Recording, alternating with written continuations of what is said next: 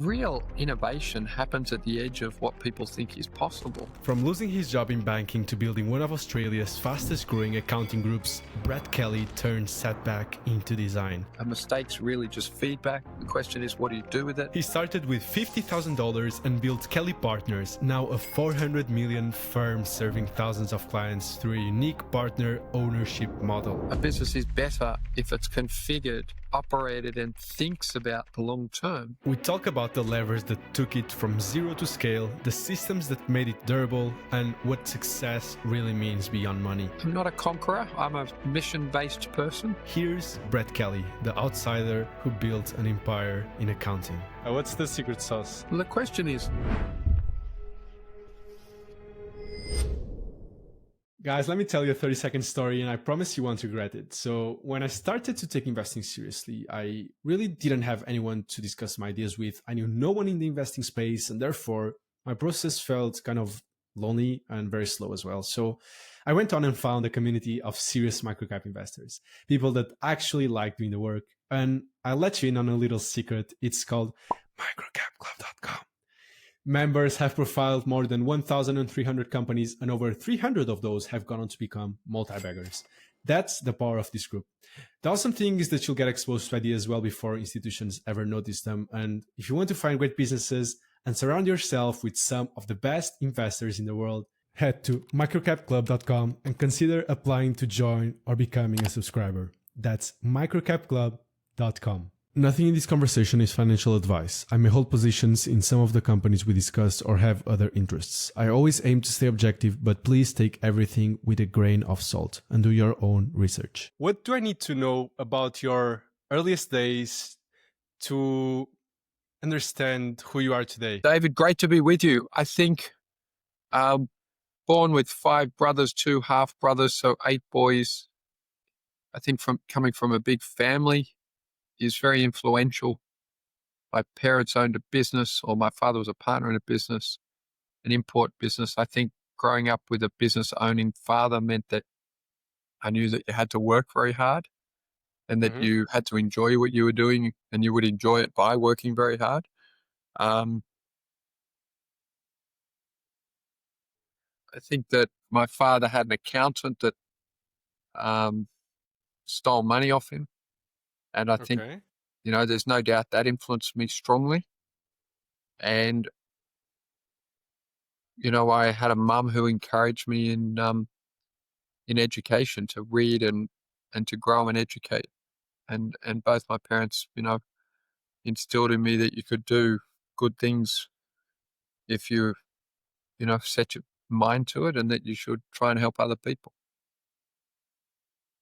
Yeah, I think that's beautiful. Actually, if someone just listens to you, no one would tell, okay, this guy just built like a 400 million enterprise value company. So why don't you guide us through, how did you go from like essentially nothing or very little to building such a huge like enterprise? Yeah, so it's a great question on the enterprise value, David, earlier, just mentioning. I think today the market cap is about 480 million Australian dollars. We've probably got about $100 million debt over the group. And that market cap is the holding company's 51% interest in 35 businesses. And so there's 49% of that business that isn't listed and must be worth something, you'd think. So maybe if you put a discount to, a public markets valuation, even if it's only worth a third of what the listed piece is worth, then, it's a chunky amount of value created out of a $50,000 cash investment and 200,000 of my personal accounting billings. How do you create that much value? Exactly. Well, there's certain steps, but the first piece is the core, mastery of your own profession, getting qualified at something and knowing how to do something very well. For me, it was being an accountant, became a chartered accountant, did a master's degree in tax. And then I had practiced between the ages of 18 and 30 before I started the firm in 2006 with my wife, Rebecca. And so that core mastery of your profession is really important, because true confidence comes from deep competence. And so once you know you're competent at something, you tend to be more confident that no matter what happens, you'll be okay. Then, we built this little pyramid behind me. It's called the progress pyramid. And that's where I've sort of thought out what are the parts of a business. And on the other side of that pyramid is Maslow's hierarchy of needs. So the Maslow piece is really, so the first piece is master your profession. The second piece is sort of master yourself. You need to have gone through those stages of Maslow's hierarchy to, meet your basic needs and, start to feel appreciated and get beyond yourself. And I always say, if you go up this side of the pyramid, then you've sort of earned the right, self-actualization, but really getting past yourself to come onto this side of the pyramid. Got a little one here, actually. Nice. So That's it.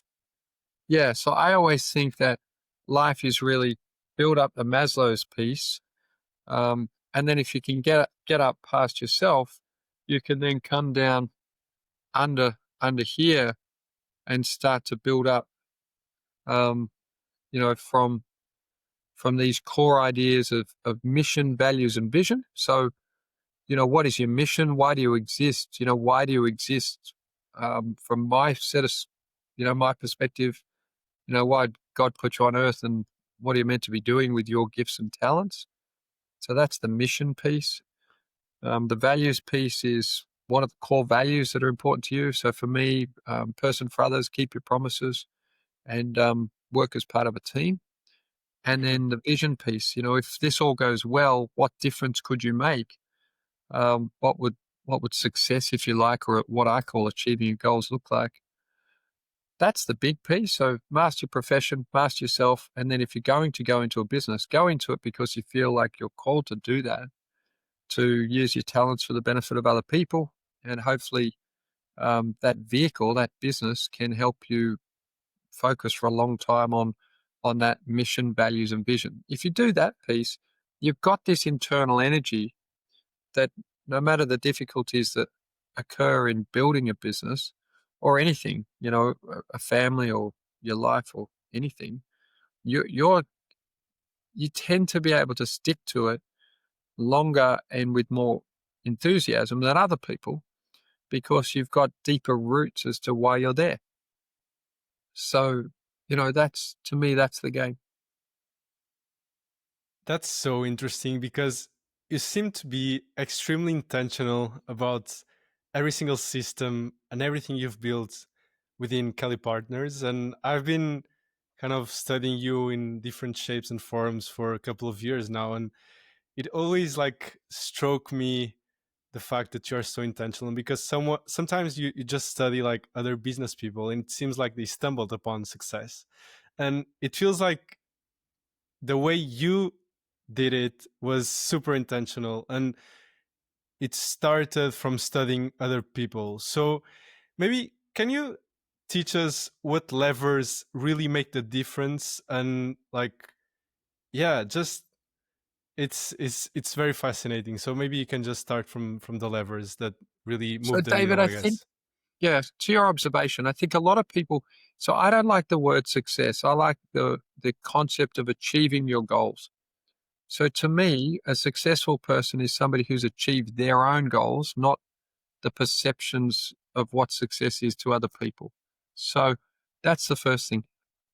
So I left school at 18. I went into chartered accounting at Pricewaterhouse as an undergrad. And after 4.5 years, I joined an investment bank. I lost my job because I didn't fit in with other people. I didn't know what I wanted to do. My dad gave me 2 books, How to Win Friends and Influence People and Think and Grow Rich. Think and Grow Rich said, find people that have achieved their goals, and that, that had, in their words, had been successful, and ask them what they did. So I wrote to 80 prominent Australians. I interviewed 34 of them. And I asked them, what had made the difference for them. And I put that into a book and turned that into a best-selling book that I promoted to other young people that were trying to work out what's life all about. But what I learned through that was many things. But the first big one was that you don't want to aim your life at success. Success is really being able to achieve your goals. So what is your mission and living your mission? When I lost my job, I felt a huge relief because I'd really been doing what everyone else told me to do. Come first in this, get this, work for this firm, get this job, and that's success. But I found that very empty because it wasn't what I was meant to do. I was sitting in an investment bank, had the job everyone else wanted, but it didn't resonate with me. So the first thing is trying to work out your own mission, values, and vision, and then having the courage to work out how to achieve your goals within that context. Now, there's a whole separate piece on how to achieve your goals, but certainly the first piece of that is that intentionality to understand yourself and what you're here for. And the Yeah. biggest lesson I learned through my book was that all of your goals will always be achieved with and through other people. And so in trying to write my first book, I didn't know how to write a book. I didn't know anything, how to design it, edit it, sub-edit it, proofread it, typeset it, distribute it, do the promotion. I didn't know any of that. But I'd learned that if you ask people that knew how to do it, I found a designer who found an editor who put a whole team together. I had 300 years of experience across these 10 people helping me. And that is the thing that made the difference. So in my view, the thing that makes it much more likely that you will achieve your goals is hanging around people that, share your values, have expertise, encourage you to achieve your goals and are prepared to help you. So there's for me the two big things: knowing how to achieve your goals, and the first step of that is knowing that everything you want to achieve is achieved with and through people.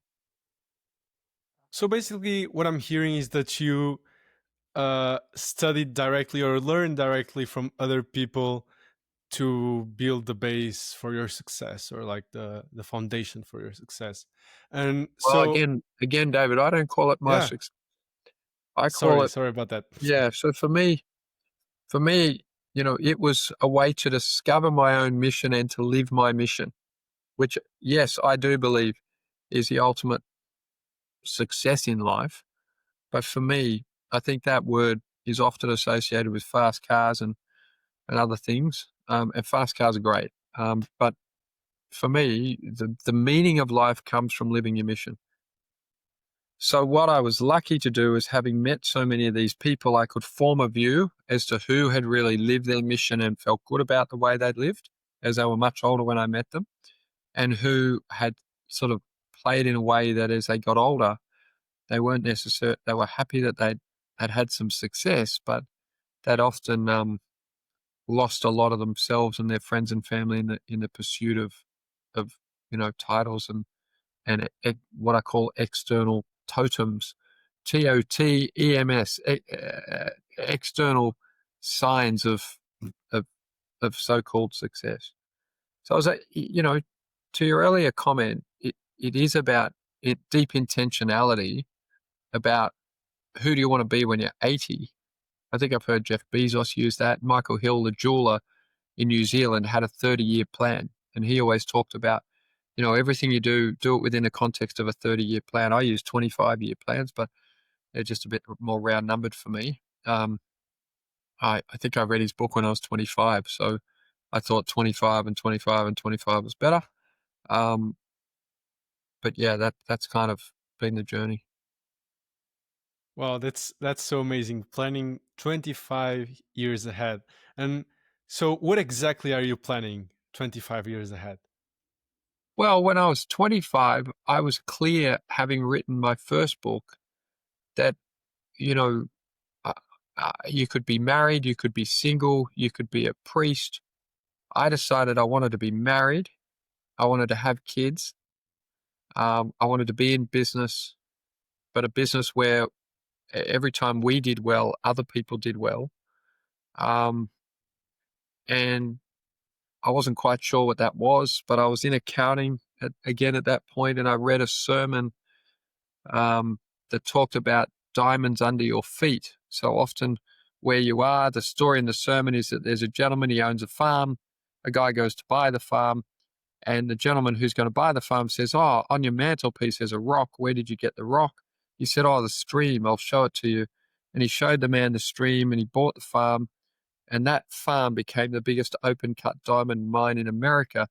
And the whole idea of the story was the man who was selling the farm was going to look, in greener pastures, but instead where he was already, a green, was really where the diamonds were. And um, so often people are looking over there or looking over there instead of looking inside themselves and where they're standing to say, well, what is the massive difference I could make where I am? So I'm in an accounting firm. I make the observation the accounting industry is huge, that Mhm. accountants can really make a difference to their clients, but so often they don't, and that the businesses aren't very well run.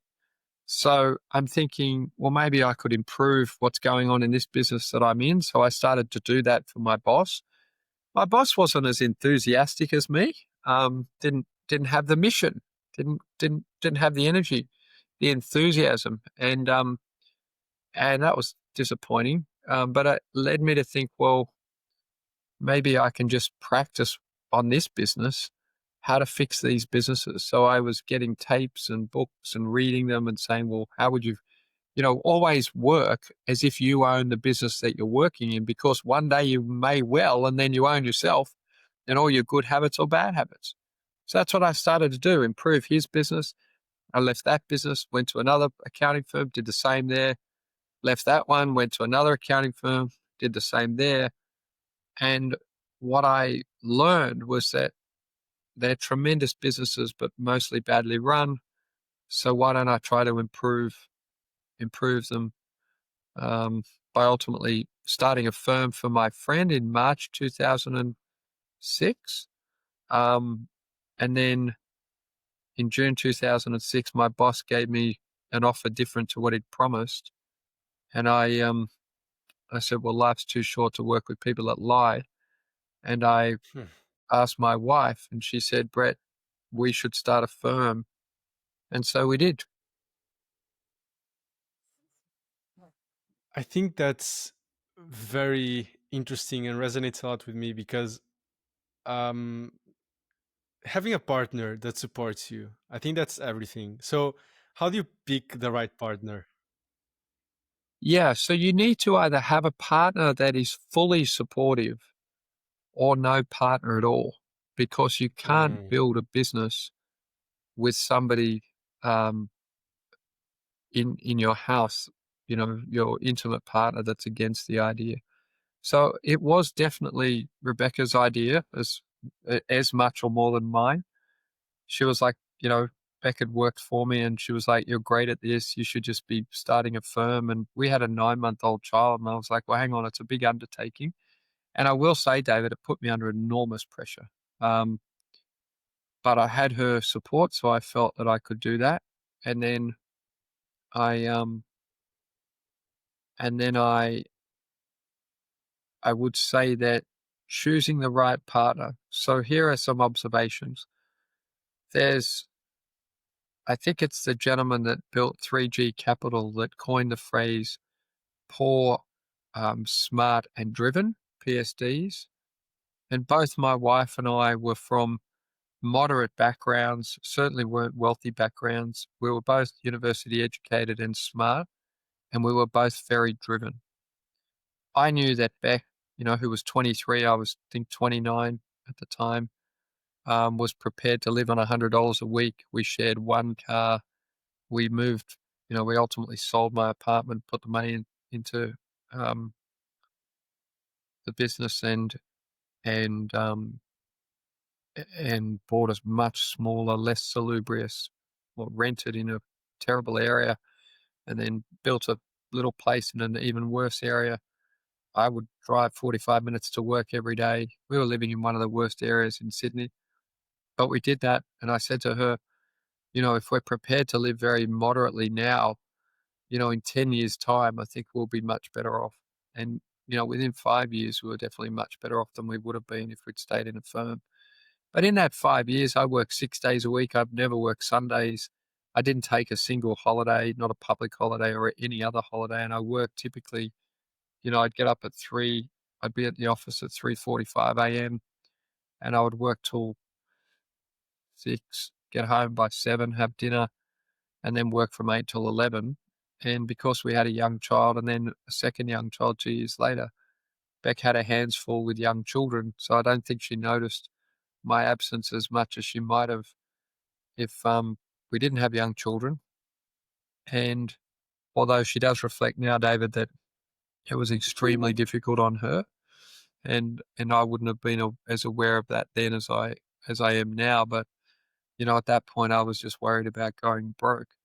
So we've got in the book that Will Thorndike wrote called The Outsiders, one of the observations of those 8 people is that 8 CEOs is that they all have what are called pre-modern values. And so today, finding, as a man finding a woman, or as a woman finding a man that has old-fashioned values in the sense that, if you get married, you're committed to being married. If you start a project, you're committed to finishing the project, and it's going to be very hard, and you understand sacrifice is necessary to make progress.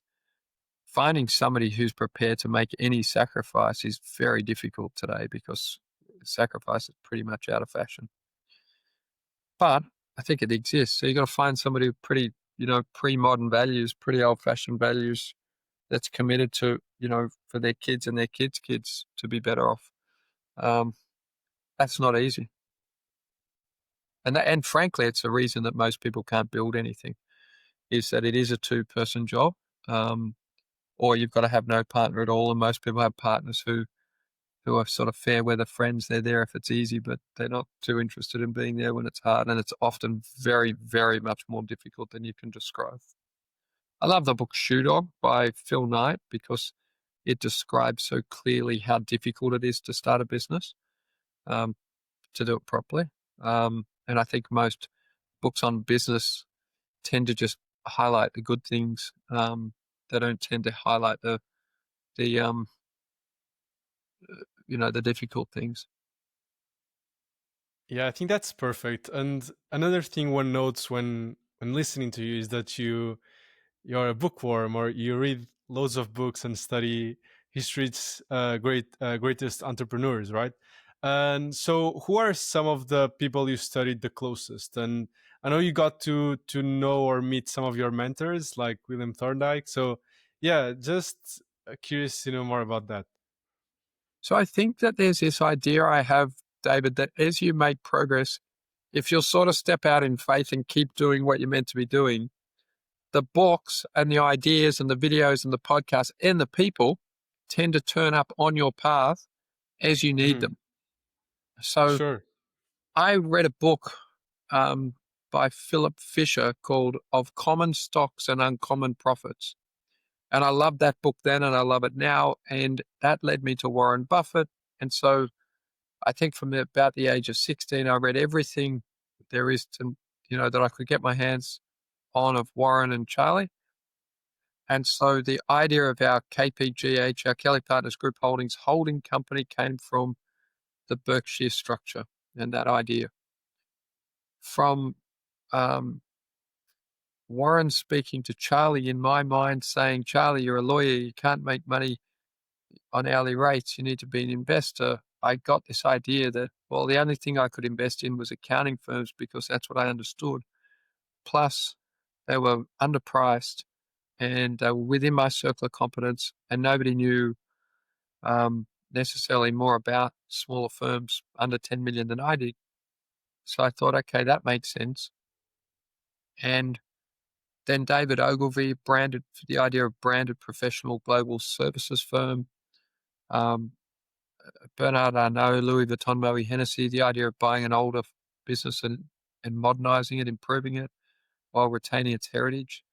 And then people like Rupert Murdoch and Mark Leonard, who are both serial acquirers. So Mark's talked about a lot, but I don't know how many newspapers Rupert Murdoch's bought and media properties, but he's bought a lot of them, and he's an Australian.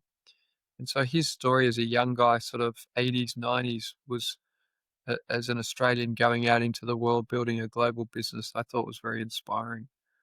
So certainly all of those people.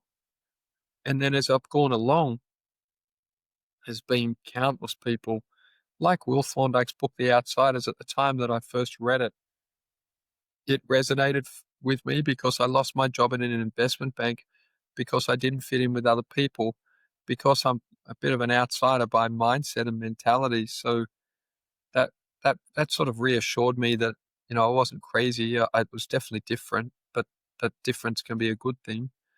A lot of people like the idea of differentiation, but they don't like the idea of difference, and they're sort of the same thing.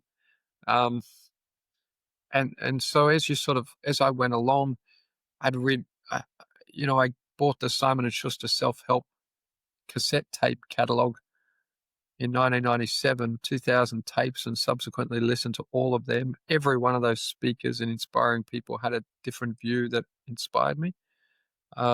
People like Jim Rohn, who said, don't ask for life to be easier, um, get better.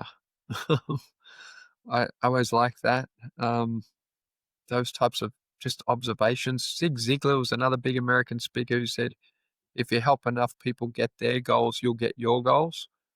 Um, so there were, and like I look on my bookshelf, there's every single one of those books I've learned something from, whether it's the Bain and Co-Founders Mentality book, which I think is great again, because as a founder, they've got, I think, 9 traits of a founder, and I sort of ticked them all and went, yeah, that sort of explains me to me a little bit better.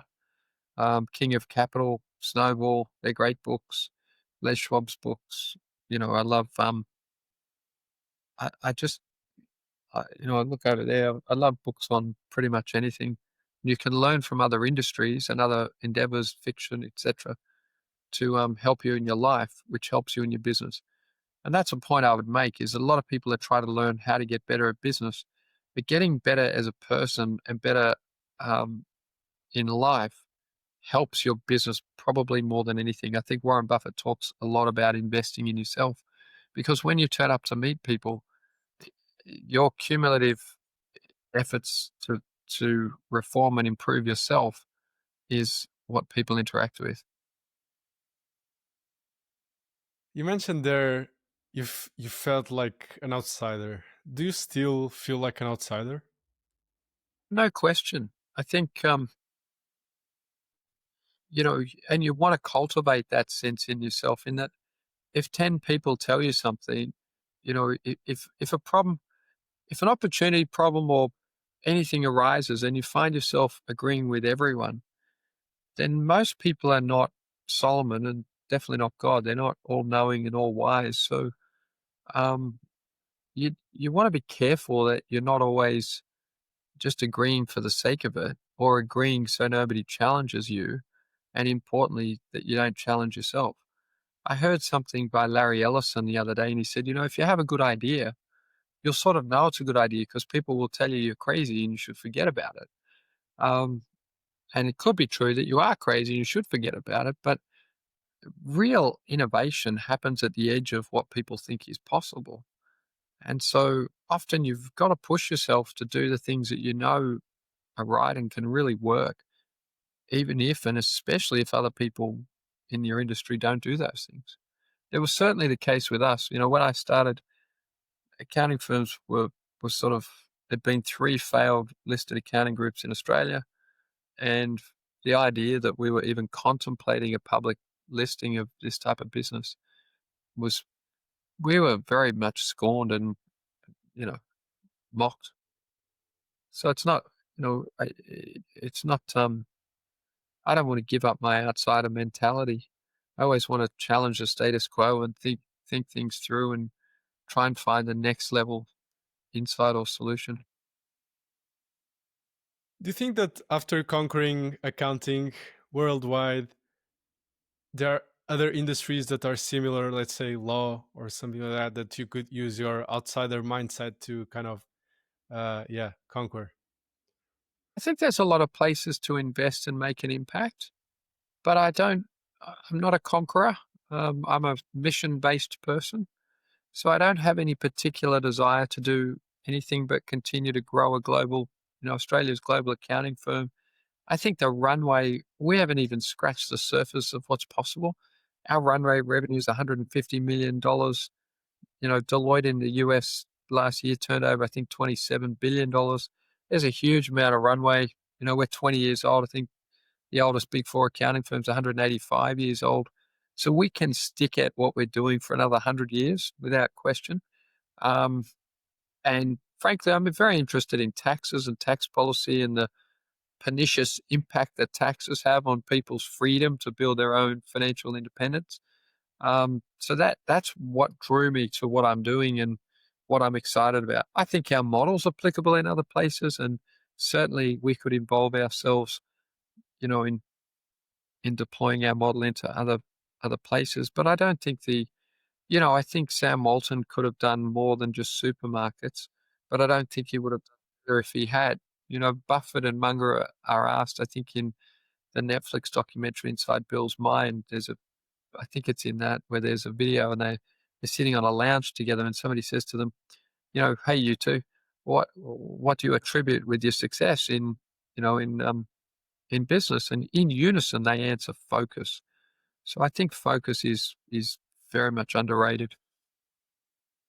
Yeah, that's a beautiful answer. And so what sort of systems have you built that really makes Kelly Partners unique and the kind of the engine work seamlessly? Obviously, every business is kind of messy in their own way, so I'm not saying like you're completely seamless, but just give us some examples of the systems you've built and what makes them unique. So there's a lot of uniqueness in our business. Firstly, there's a holding company that's a permanent capital vehicle, which is very unusual. Accounting firms are typically partnerships that distribute all of their profits. They don't retain any profit. And so they don't have a 100-year structure. And so they can't have a 100-year mindset. I think that's very, very important. Secondly, we have a 51-49 structure in our operating businesses. That means that leadership is dealt with in that in most accounting firms, there's 4 partners with 25% each. And rather than making decisions rapidly in the interest of the business, they're typically constantly politicking to try and control the boat. We've removed that by virtue of our structure, which helps and just adds massive focus on decision making and a massive amount of nimbleness and speed. The third thing is that we put a central management team together. The firms pay 6.5% of revenue for the central services team and 2.5% for IP, so 9% of revenue. That gives us, as the firm grows, that money centrally grows so that we can invest under these firms to remove activities from them that don't add value. I think that's extraordinarily unique. It's, within the flywheel, Jim Collins talks about mission and fuel. So you have to have a mission to move the flywheel, but you have to have fuel to power it. And so we have this internally generated funding to drive that flywheel, which I think is not understood, not appreciated, and virtually impossible to replicate. And then deep within the business, there's 1,000 pages of unique documentation for, manuals and systems and processes right across the board, from how we first think about the business. So this progress pyramid idea, those bottom slices up to here, this is all foundation. So mission, values, vision, strategy, and structure. That's the bit that most businesses don't have. We win on the black one, mission, values, and vision. And if you don't have this, you just don't have a very powerful foundation. Above that, people, process, clients, financial, IT, risk, marketing, growth, and succession, they're all operational parts of the business that we've addressed in unique ways. And we've put that together in a critical activity network, which means that the network of activities are unique and different. That gives us the best likelihood of achieving good results with each business over a long period of time. Most importantly, the partners all signed 10-year partnership agreements. We've got 105 plus partners. So we've got more than 1,000 years of commitment from partners signed up.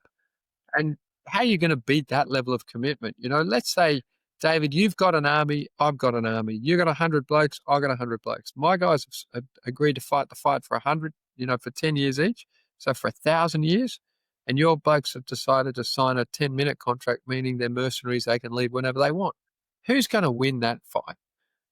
So the inherent structure of the business is so strong and so unique that we think that it's definitely not perfect. As you said, every business is challenging. Every day we've got, messes to clean up here, there, and wherever, um, because we're constantly buying businesses and cleaning up messes as well. And we're going to make mistakes. We do make mistakes. We've made all sorts of mistakes. I learned very early on through my book that a mistake's really just feedback. The question is, what do you do with it? So we keep looking for feedback aggressively. We're going to keep making mistakes, getting feedback. And then the real question is, how do we respond? How do we react to make it better? So, there's some of the highlights.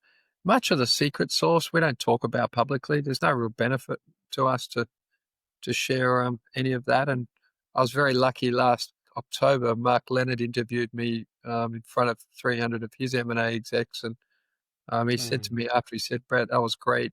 Just don't talk publicly about what you do anymore. It just invites, competition and mimicry. And why do you need to teach your competitors anything?" Yeah, I think Mark learned that from experience.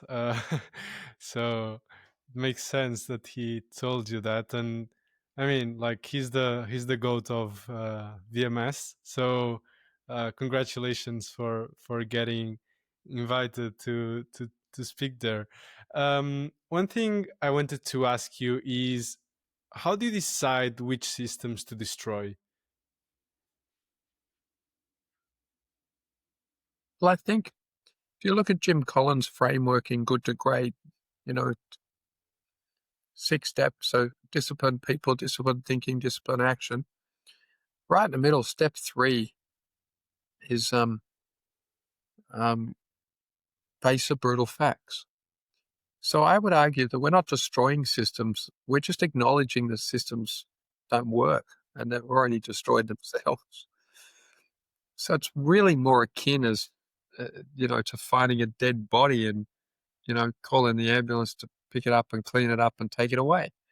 So many businesses are full of systems that don't work, haven't worked, never going to work, but nobody's faced the brutal facts and done anything about it. So we are clear-eyed in that respect and happy to tidy things up. And you also mentioned like there are always things to fix within the businesses that you acquire. And do you have a team who goes there and fixes things, or who's like in charge to fix things? Yeah, so we have 42 people in our services team working under the businesses. And so depending on what the thing is, I'll give you an example. I rang one of my good young ops guys yesterday and I said, or on Saturday, and I said, we've got these, we've got some lessons as to what doesn't work. So let's write under each part of the progress pyramid what doesn't work, and then right next to it what does work. And let's be a bit more directed and intentional about insisting on some of these things that do work. So Mother Teresa said, don't fight evil, do good. And so a lot of people will go in to try and change a business and they'll say, hey, stop doing this. When often it's better just to tell people to start doing this. If you give the people a choice between what doesn't work and what works, they'll typically choose what works because it makes their life easier. So, that's kind of our mindset. We've done 90 of these all or part deals and built 35 partnerships, and it's been, I've been running for 20 years. So we've got some sense of what works. The other thing I wanted to ask you is, how do you make people commit for 10 years? And how do you make them want to commit? Because I bet you're not forcing them, right? So, yeah, what's the secret sauce? Well, the question is, what is the logic of committing for less than 10 years? There's no evidence that committing for less than 10 years makes sense. Um, um, um, and so I think often,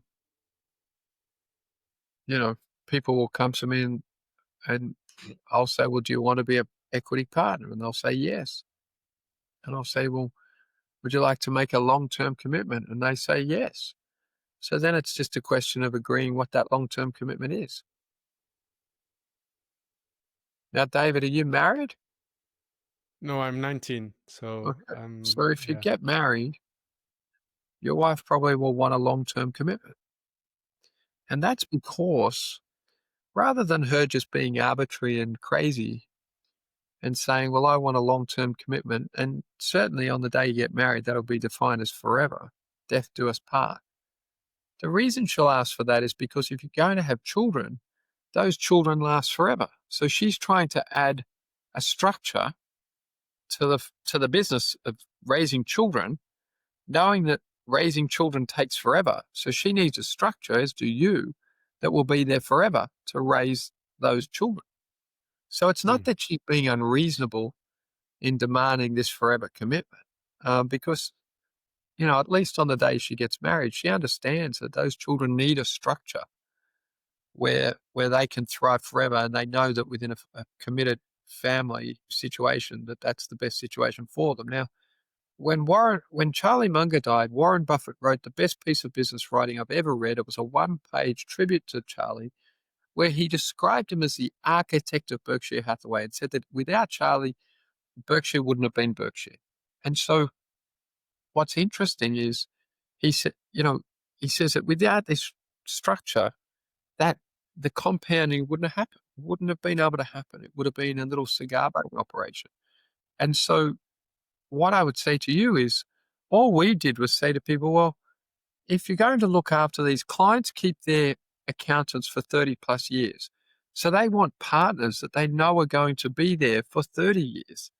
So ironically, the best, you know, agreement would be a 30-year agreement, but in the absence of being able to get 30, McDonald's have a 20-year license agreement, KFC have a 10-year license agreement, so I went for 10. Now, the other rationale is that if we have a partner for 10 years, we're confident we can make them better off over 10 years. We're not confident we can make them better off over 2 years. That makes sense. Yeah, but So honest. I'm still not convinced. Like, at least the people I meet, most of them are like short-term oriented, and so like, how do you find and attract these people that think long-term? Because you already have to have a certain mindset to kind of understand the value in that proposition. Well, it's no different to getting married. I simply say to people, do you want to get married or do you want to date?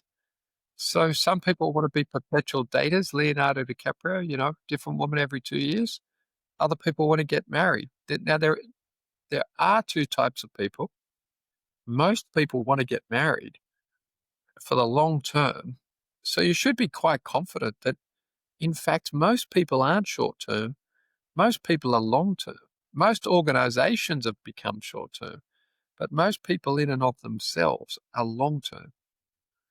So in asking somebody to make a long term commitment to you, remember you have to make a long term commitment to them.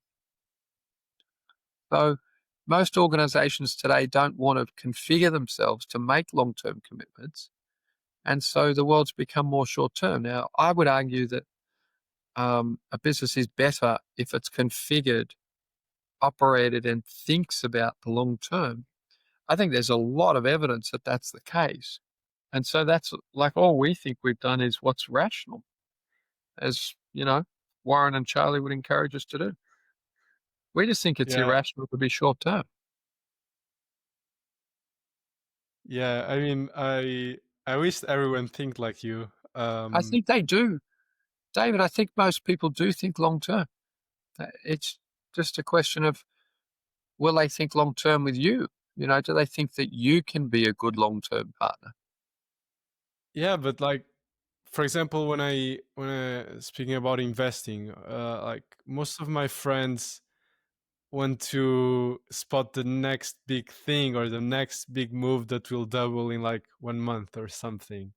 So how's that long term in your mind? Well, I think that the reality is that sex sells And most people want to do the sexy thing. But if you think about the deep psychological drivers of people, most people want to be part of a community and they would value their community over short-term um, amusement. And so um, even if that person says to you, well, I'd like to find this stock that doubles, I think you could probably win the argument if you said to them, well, look, if you put $10,000 into Berkshire today and it compounds at 10% for the next 30 years, you'll definitely be in this position. If you find the one that doubles, that's good too. Maybe you want to put 80% of your money into Berkshire and 20%, of your time into running around looking for these little doubles. If you do that, what you typically find is somebody says, oh, no, I just want to find my doubles. But, give them 5 years and they'll be sick of that typically. And they'll be more interested in a sustainable way to compound their capital. As in, I think it's the same with young men. You're 19, maybe you want to date a different girl every 6 months, but I think at some point you might find one decent enough to think, well, why am I flipping my stock every 6 months when this girl's a great girl? Like, what am I doing? So to me, life and business are very similar. Long-term investing just makes more sense because it allows you to live your life. Because, ironically, your life isn't meant to be spent just chasing the next girl or the next little stock idea that can potentially double in the next 3 seconds. Hopefully making the money is going to deliver you some freedom to do other things that are even better for the world than what you're doing at the moment. Yeah, I love how you mix like business and life, because at the end of the day they are the same thing, right? Like just what you said.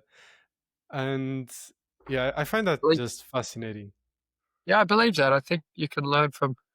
I think Warren Buffett has been so revered because most of his business lessons are life lessons. Yeah. Yeah, that's true. For sure. I think I learned more about like living my life from Warren than I learned like about investing, maybe. I think that's true. Like, I think that's why he's so revered, you know? Yeah. Yeah, that's why I have him right here. So Exactly. he's always I see him looking right. at me. I have him just there. I should move him up. I should put him in the screen. Yeah, yeah. Okay, so circling back to the systems, just to wrap up that topic, which 2 or 3 systems would you strip down that fully kind of enable your scale? Because you're not just being successful like at a micro level at these businesses, but you're also like doing something that's extremely scalable, right? So yeah, maybe you could expand on that. So a permanent capital structure is very important. Um, so clarity around mission, values, vision, capture that in a clear strategy. So private business owning clients in the opcos and private business owning accounting firms, up to 10 million um, in the, for acquisition or for partnership. So that focus, I think, is important. And then how to make those partnerships, how to attract and retain and develop, or attract, develop, and retain good people, really good people, I think are the big pieces. How to lead with some inspiration and enthusiasm is critically important. It's free and often, certainly in our industry, not done with any gusto. I think it's really important that you lead with energy and enthusiasm and encouragement for people. Try and inspire people to be the best they can be. That doesn't cost anything, so it's kind of a free kick. To me, they're the big things that make the big difference. I think that's extremely interesting because Berkshire is coined as like the ultimate educational organization, right?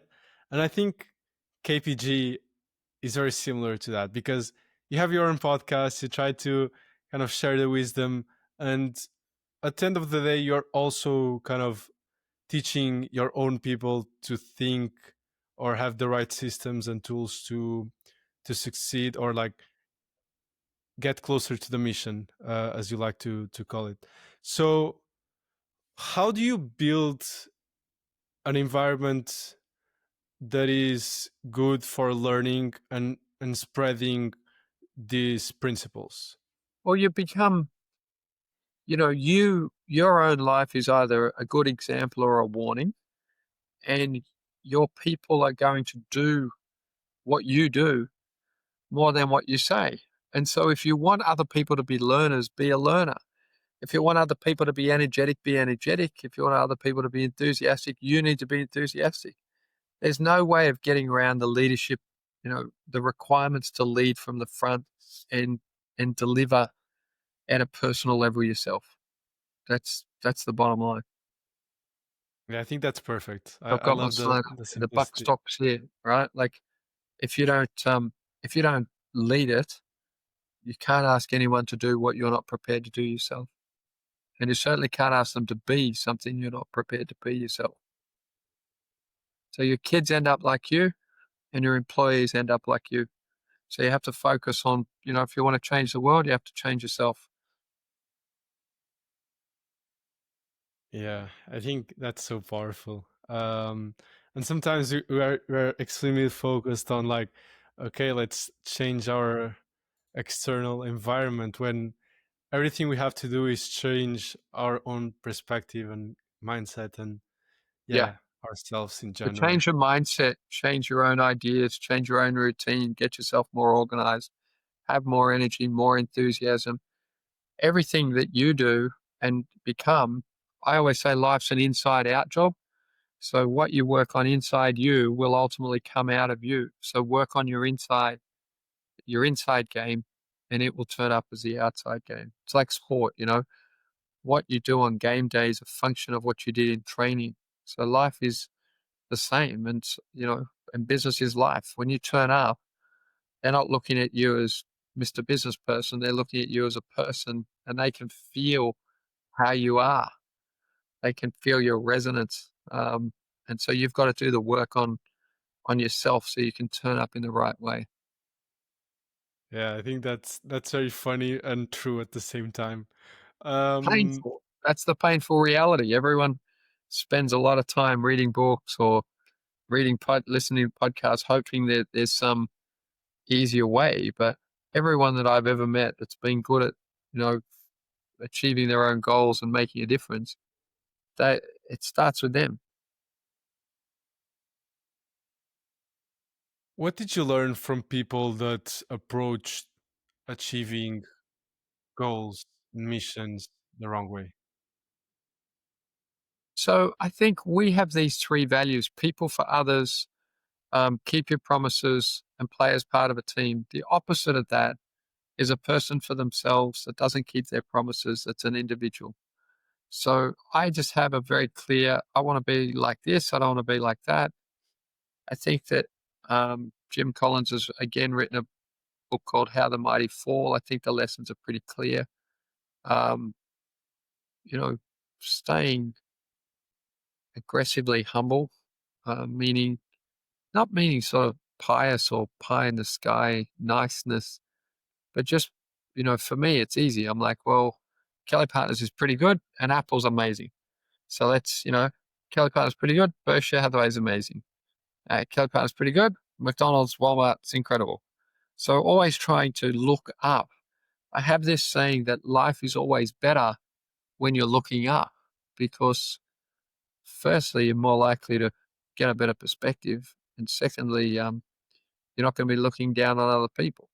So, you know, if you're always looking up to people and organizations and God himself to inspire you, then you won't get ahead of yourself and think that, you are the alpha and the omega, the answer to all of the questions. Yeah, I think that's a very interesting way to frame it, because usually people, when I ask them about humility, and I think I did ask you about humility in the past, if you scroll back on the messages. Um, And usually people are just like think more about others, or but I think that's a very practical kind of framework to think about humility. Like if you're constantly looking up and looking at what others are doing better than you and what you can improve, you don't have the time to get like Overconfident. egotistical. No. Yeah, Yeah. and So overconfident. I think that you can't get down on yourself or life if you're looking up. If you're looking down, you'll feel down. But if you're looking up, you'll always feel better than if you're looking down. Secondly, as you say, if you're looking up and you always acknowledge there's always somebody with a bigger boat, there's always somebody who's better than you, who's faster than you, who's doing better business or better this or better that, then you can, you've got to have heroes. Buffett talks about show me heroes and I'll tell you who you are. You just have to have a perspective bigger than yourself. And so then you don't have to say, well, I've become really humble, David, because that's obviously bullshit. But what you can do is maintain a sense of perspective. If I've ever had real drama with a person or seen people have real drama, it's where you've got a person who doesn't really see where they fit, and they're really good. They're up to here, but they think they're Michael Jordan, right? And they're not. And then that gap makes them insecure and it makes them crazy. Whereas if they were just honest with themselves and said, I'm I'm really good. I'm here, but Michael Jordan's here.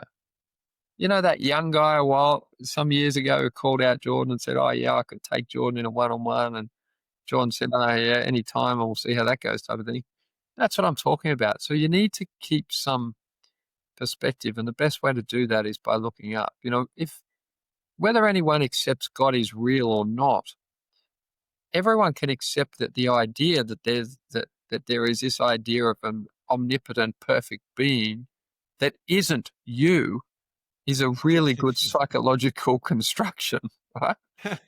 Where you can say, okay, there's this amazing person who's not you or me. I think that's helpful. I think it's tremendously helpful psychologically, if for no other reason. You said always thinking about someone that has like a bigger boat, or like I know you mean that metaphorically, not in the actual sense. But how do you also like make sure that you're not like running on a treadmill of okay, let's achieve more just for the sake of it and because you're looking at other people? Totally. I think the hedonic treadmill is real, and I think that everyone is subject to it to a degree. I have this concept of sort of, one car, one house, one watch, one wife. Um, I'm failing with many pairs of shoes. Um, but try to keep as close to that rule of one where you just don't do so much unfocused stuff. The Benedictines said that at first you possess your possessions and then they possess you, I think is a great saying. So, you don't want to be doing things for the sake of it. That gets back to renewing the mission idea of why you're doing it and trying to keep that forefront of your mind. That's difficult for everyone. You're busy. You're subject to pressures. Um, so there's no perfect way to do that. But awareness is almost the beginning of wisdom, right? In that knowing that you're trying to get wise is more likely to help you get wise than forgetting that. It isn't easy. Nice. Yeah, I think that's very interesting. So going back to business, I wanted to ask you a few more questions on that. How do you filter what to buy and what to walk away from? Yeah. So what to buy and walk away from is firstly filtered on values. Wherever we have trouble or have ever had trouble, it's where there's a values disalignment. So they don't share our three core values and they don't share a 20-year view long term. So if there's any clash of values or time frame, you're going to have problems. Okay. Then obviously you should be able to believe, agree on the vision. You should be able to agree on the on the um, um, um, you should be able to agree on the strategy and the structure. So really, your place of friction will be around values and time frame. If you can get that right, and you can virtually, the values bit's harder, but the rest you can contract. You should be okay. But that doesn't mean we've got it right all the time. We have situations from time to time where we really do have a values clash and a time frame clash, and that makes it hard to help everyone be happy. Because David, if I'm like, well, look, I know you've got a bit of a problem today, but don't worry, we've got 10 years, we'll work it out. I'm relaxed. If you need to work it out today, you're less relaxed. So, the assumption around time frame is critical.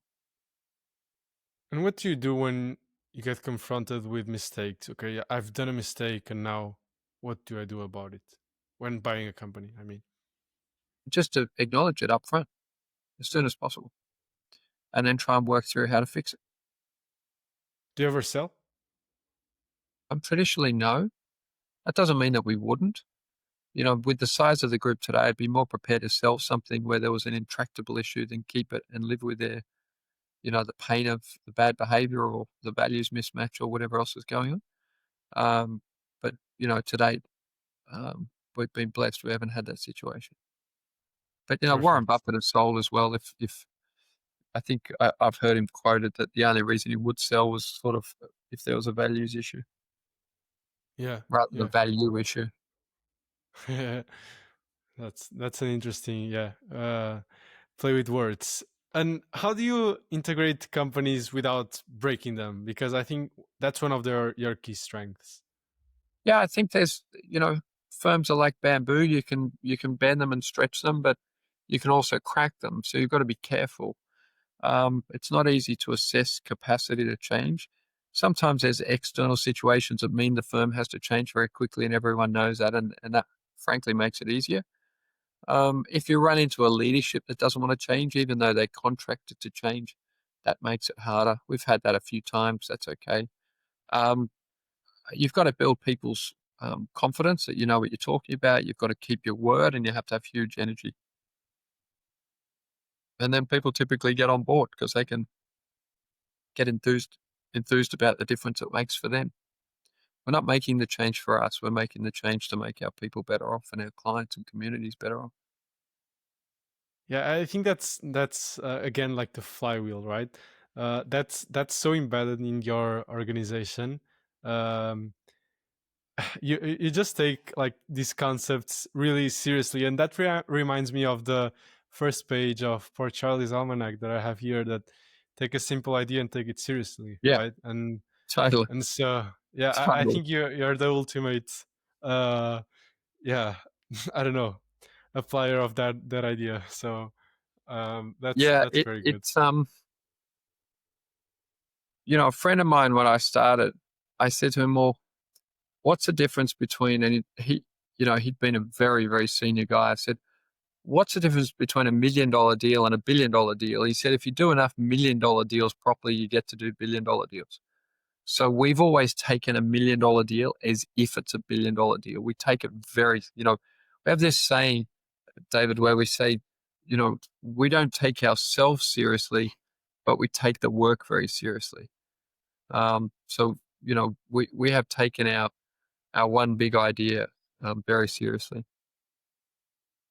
Sometimes people tell me I take myself too seriously, and so I was thinking deeply about what you just said, which is how can I take my work, and because I do care a lot about what I do, or like my studies or my relationships, without taking myself seriously. Yeah, I think you can consciously work on your sense of humor, just like you can work on anything else. I'm very seriously oriented as a person. Yeah. So for me, everything's the Olympics, not to compete against anyone else, but to compete against myself. really drive myself to do things properly in my mind, to do them the very best I can in a world-class way. But that can get in the way of just having fun. But I'm fun-loving by nature. So reminding yourself and creating time where, it's not all business. I don't work Sundays. So, Saturday nights, Sundays, I'm free to be fun and funny, and I'm always looking for a joke, all the time during business hours and whatever, to try and keep things light. Life's hard enough without laughing. So laughter really makes teams better. It makes the business better. It makes everyone happier. So I think, you know, so a lot of what you'll hear me speak about, I try to say it in a light-hearted way. I try to find, you know, ways of explaining things that are funny and fun, sometimes a little rude, as it turns out. People find it offensive. But I'd rather be funny and a bit offensive than sort of antiseptic and clinical. Um, a funny turn of phrase will help people, remember. And it's a good way to end. I'm just conscious of the time, but David, I always share this story, and on this note, I say to people, say things in ways that people remember. Your life is either a spa bath or a chocolate cake.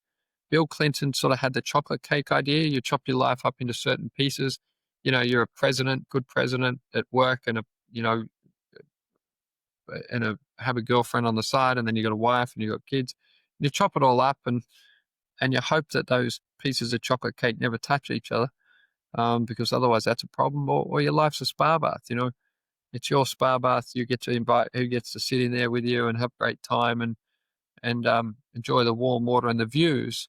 But that great movie Caddyshack, I always get a laugh. If anyone Caddyshacks your spa bath, the good people will jump out, and the people that'll stay in the spa bath are the people that are used to sitting in shit and enjoy it. And then you're basically surrounded by shit people who are, shitheads. So that's the way I try to explain things, to get a bit of a laugh for people to go, oh, that's a bit rude. And it's like, well, it's funny, but it's kind of serious.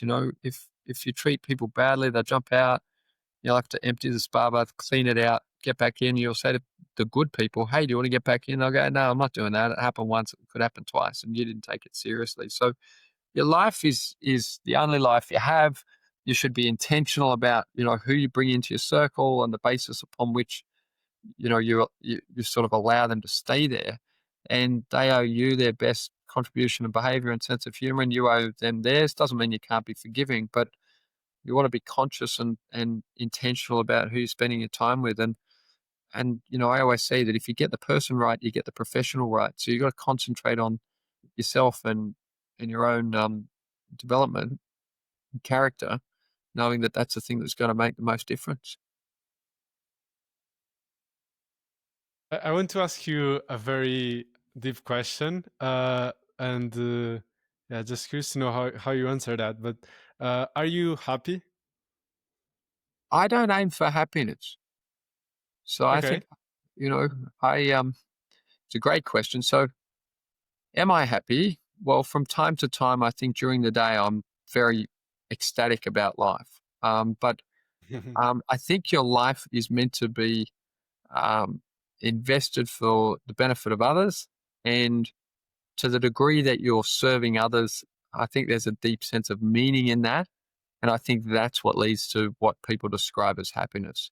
I think there's a deep sense of fulfillment in living your mission with a commitment and integrity.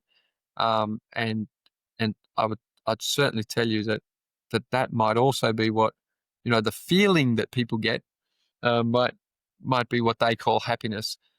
I'm more of a rationalist, that if I can see that I've put myself where I'm meant to be, that I'm doing the things that I'm meant to do, and I'm doing them with high energy and integrity, really trying to make others better off, then there's this sort of flywheel of personal satisfaction that generates meaning.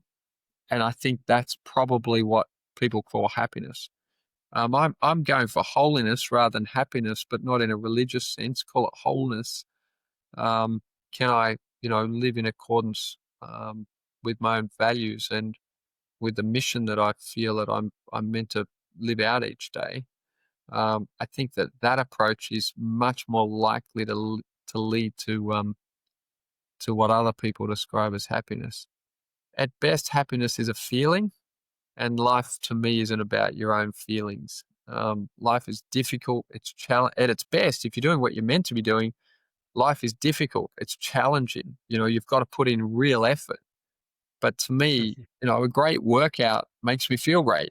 A lot of people are like, isn't that really hard? And it's like, yeah, it's hard when you're doing it, but the satisfaction is very meaningful to me. So that's what I'm all about. I really like that because usually everyone assumes everyone's optimizing for the same thing, which is happiness. Yeah, And it's a fake assumption. The Outsiders talks about pre-modern values, and no pre-modernists were optimizing for happiness. I'll leave you with that thought. Isn't it crazy that 80% of you aren't subscribed? So, if you made it this far, here's my promise. Follow or subscribe for free, and my team and I will make every episode 1% better. Check out the last episode too if you enjoyed this one, and thank you so much for listening.